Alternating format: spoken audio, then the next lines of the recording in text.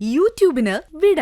സൂര്യയിലെ എല്ലാ പരമ്പരകളും സംരക്ഷണത്തിന് ശേഷം തികച്ചും സൗജന്യമായി സൺ നെക്സ്റ്റ് ആപ്പ് ഡൗൺലോഡ് ചെയ്യൂ. കണ്ടാസ്വദിക്കാം നിങ്ങളുടെ പ്രിയ പരമ്പരകൾ. ഒന്നാമത്, നല്ല മുഹൂർത്തം വരുന്ന ദിവസങ്ങളില് ഒത്തിരി കല്യാണങ്ങൾ നടന്നേക്കാം. ചിലപ്പോ നല്ല ഓഡിറ്റോറിയങ്ങൾ കിട്ടിയില്ലെന്നും വരും.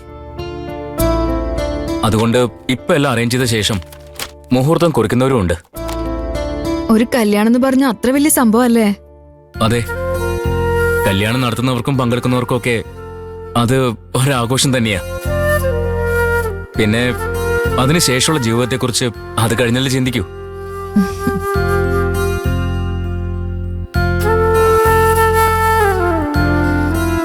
എന്തുപറ്റി? പ്രതിഭയുടെ കല്യാണം ഏതാണ്ട് ഫിക്സ് ആയ പോലെ ഉണ്ടല്ലോ. ഏയ്, ഫിക്സ് ആയൊന്നുമില്ല. പക്ഷെ വീട്ടിലുള്ളവർക്ക് എപ്പോഴും അതേക്കുറിച്ച് പറയാനുള്ളൂ. അച്ഛന്റെ അമ്മയുടെ സംസാരം കേട്ടാ ഞാൻ അവർക്കൊരു ഭാരം പോലെയാ. ഇപ്പോ എങ്ങനെയെങ്കിലും ആ ഭാരം തലേന്നൊന്ന് ഇറക്കി വെച്ചാ മതിയെന്ന പോലെയാ. എല്ലാ അച്ഛനമ്മമാരും അങ്ങനെ തന്നെയാ. അവരെ മാത്രം കുറ്റം പറയണ്ട. എന്റെ അഭിപ്രായം, അവരുടെ ആഗ്രഹം കൂടി പരിഗണിച്ച് പ്രതിഭ ഒരു തീരുമാനം എടുക്കണമെന്നാ.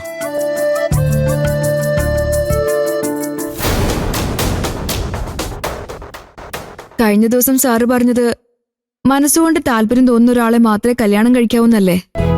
അതെ, പ്രതിഭ കല്യാണം ആലോചിച്ച ആളെ പ്രതിഭ ഇതുവരെ കണ്ടിട്ടില്ലല്ലോ. അയാള് വന്നൊന്ന് കാണട്ടെ. രണ്ടുപേരും കണ്ട് സംസാരിച്ച് ഇഷ്ടപ്പെടുവാണെങ്കിൽ കല്യാണം ആവാലോ. ഒരു തവണ കണ്ട് ഒരാളുമായി സംസാരിച്ച ജീവിതകാലം മുഴുവൻ ഒരുമിച്ച് കഴിയാമെന്നൊരു തീരുമാനം എടുക്കാൻ പറ്റുമോ സർ?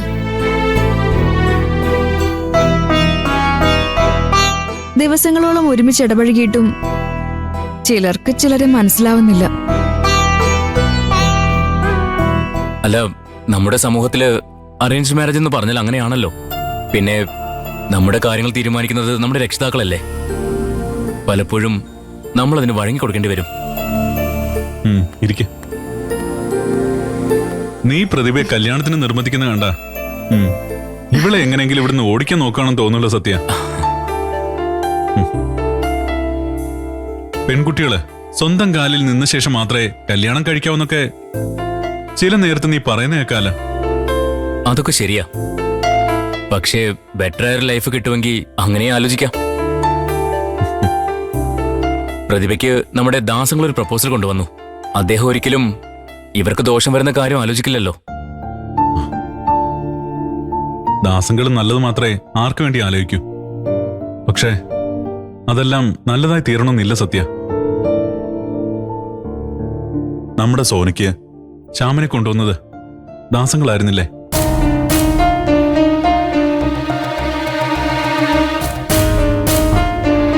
എന്റെ അഭിപ്രായത്തില് പ്രതിഭ ഉടനെ ഒരു കല്യാണത്തിലേക്ക് എടുത്തു ചാടണ്ടെന്ന.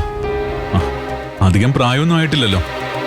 കുറച്ചുനാള് ഇവിടെ ജോലി ചെയ്ത് വീട്ടിലെ പ്രശ്നങ്ങളൊക്കെ ഒന്ന് ഒതുങ്ങിയ ശേഷം കല്യാണത്തെക്കുറിച്ച് ആലോചിച്ചാൽ മതി. അപ്പോ ഇതിലും നല്ല ബന്ധം വന്നുകൂടുന്നില്ലല്ലോ. എന്റെ ആഗ്രഹം അത് തന്നെയാണ് സർ. ആദ്യം കുടുംബത്തിനൊരു തണലാവണം. പിന്നെ മനസ്സിന് ഇഷ്ടപ്പെടുന്ന ഒരാളുടെ കൂടെ ജീവിക്കണം. അതിന് എത്ര കാലം വേണമെങ്കിലും കാത്തിരിക്കാം. ഗുഡ്.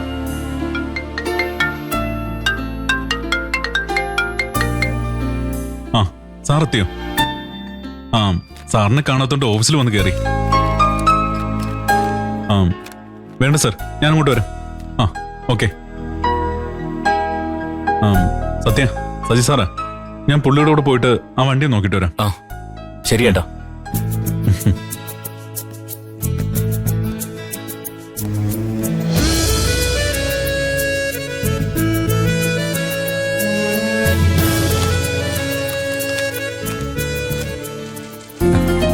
രമ, എന്തൊക്കെയുണ്ട് വിശേഷം? ആ, പ്രശോഭോ ഇവിടെ അടുത്ത് വരെ വന്നതാ. അപ്പൊ ഇവിടെ ഒന്ന് കേറിയിട്ട് പോവാന്ന് കരുതി. ഇടയ്ക്ക് വരാൻ രഘുവേട്ടൻ പറഞ്ഞിരുന്നു. അയ്യോ, രഘു സാറ് പുറത്തു പോയിരിക്കുക. ആണോ? എന്നാ സാരമില്ല, ഞാൻ പിന്നെ വിളിച്ചോളാം. താമരശ്ശേരിയിൽ നിന്ന് ആരെങ്കിലും രമയെ പിന്നെ വിളിച്ചിരുന്നോ? ഇല്ല. സൗമ്യ വിളിച്ചില്ലേ? ഇല്ല, ഞാൻ അങ്ങോട്ടും വിളിച്ചില്ല. അവരുടെ അവസ്ഥ എന്തായിരിക്കുമെന്ന് നമുക്ക് ഊഹിക്കാവുന്നതല്ലേ ഉള്ളൂ. മഞ്ജുള സാറ് നന്നായിട്ട് ബുദ്ധിമുട്ടിയിട്ടുണ്ടാവും. സൗമ്യയുടെ അവസ്ഥ മോശമായെന്ന് ദൈവത്തിന് മാത്രമേ അറിയൂ. അവരുടെ കാര്യം ആലോചിക്കുമ്പോ വിഷമമുണ്ട്. അതൊക്കെ ശരിയാണ്. എന്നാലും അർഹതയില്ലാത്തത് സ്വന്തമാക്കാൻ ശ്രമിക്കാൻ പാടില്ലല്ലോ. ആ അതും ശരിയാ.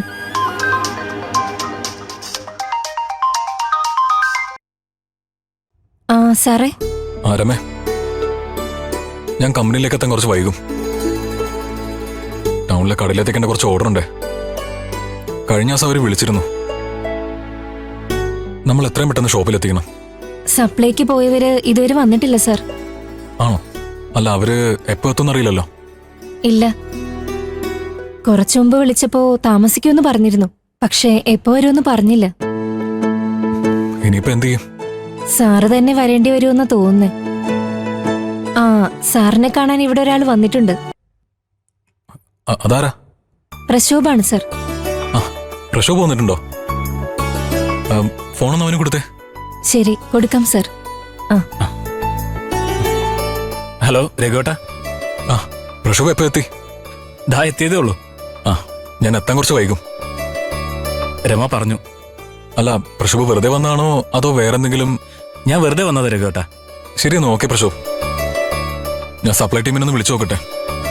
അത്യാവശ്യമായിട്ടൊരു ഓർഡർ ടൗണിലെ ഷോപ്പിൽ എത്തിക്കാനുണ്ട്. അത് ഞാൻ വേണമെങ്കിൽ കൊണ്ടു കൊടുക്കാൻ രഘുവേട്ടാ. എനിക്കിപ്പോ പ്രത്യേകിച്ച് പണിയൊന്നുമില്ലല്ലോ. വെറുതെ നിൽക്കല്ലേ, ഇഷ്ടം പോലെ സമയമുണ്ട്. പ്രശോഭന് ബുദ്ധിമുട്ടാവില്ലെങ്കിൽ അവിടെ നിന്ന് പോയിട്ട് വാ. ശരി, ഓക്കെ. ഫോണൊന്ന് രമയുടെ കൊടുത്തേ, ഞാൻ പറയാം. ശരി രഘുവേട്ടാ. Okay sir. ശരി. അപ്പോ പ്രശോഭിന് ഇവിടെ ജോലി തുടങ്ങാലോ. വാ, ഞാൻ ബോക്സ് ഒക്കെ എടുത്തു തരാം.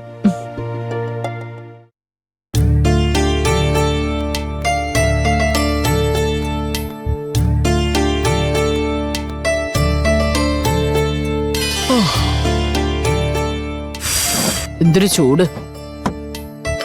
അമ്മേ, ഭാനുമ്മയ്ക്ക് വെള്ളം വേണോ? ഓ എനിക്ക് വേണ്ട.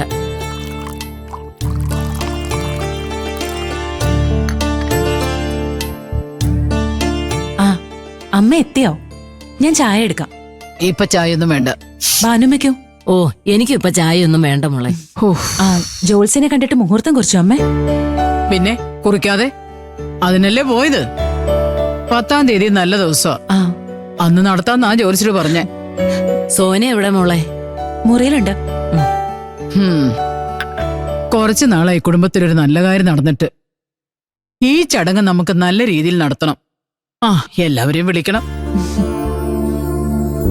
ഈ ചടങ്ങ് നല്ല രീതിയിൽ എല്ലാവരും വിളിച്ച് നടത്തണമെന്ന് എന്റെ ഒരു ആഗ്രഹമാണ്. സോന ഇവിടെ നന്നായിട്ടാ കഴിയുന്നെന്ന് എല്ലാവരും ഒന്ന് അറിയട്ടെ. ആളുകളെ ബോധിപ്പിക്കാനാണോ സുശീലെ ചടങ്ങ് നടത്തുന്നേ?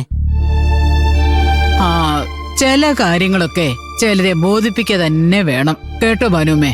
സോനിയുടെ ഭർത്താവില്ലാതെ ജീവിക്കുന്നതുകൊണ്ട് അവള് കഷ്ടപ്പെടുവാണെന്നുള്ളൊരു ധാരണ പലർക്കും ഉണ്ട്. പ്രത്യേകിച്ചും നമ്മുടെ ബന്ധുക്കൾക്ക്. ആ ധാരണയൊന്ന് മാറ്റിക്കൊടുക്കാം. സോനി അവളുടെ കുഞ്ഞ് ഇവിടെ സന്തോഷമായിട്ട് ജീവിക്കുന്നെന്ന് എല്ലാവരും കണ്ടങ്ങും ബോധ്യപ്പെടട്ടെ. അച്ഛൻ വന്നല്ലോ. അവളുടെ അച്ഛൻ.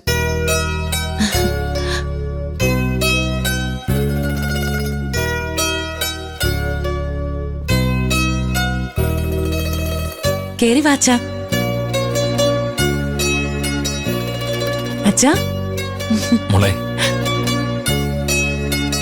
ആ, പിന്നെ എന്തൊക്കെയുണ്ട് മാഷെ വിശേഷങ്ങള്? നല്ല വിശേഷങ്ങളാ. ഓ, ഭാനുമ്മയുടെ ഉണ്ടായിരുന്നോ? പിന്നല്ലാതെ, ഞാൻ എപ്പോഴും ഇവിടെ തന്നെ അല്ലേ മാഷേ.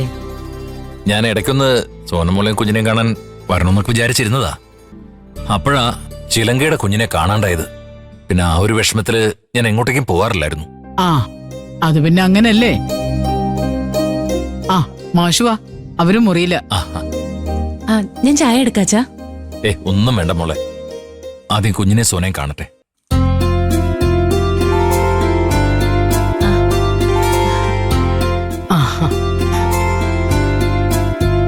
മോളെ, കുറച്ച് ദിവസങ്ങളായി മോളെയും കുഞ്ഞിനെ ഒന്ന് കാണാൻ വരണമെന്ന് വിചാരിക്കുന്നു. ഇപ്പോഴതിന് സാധിച്ചത്.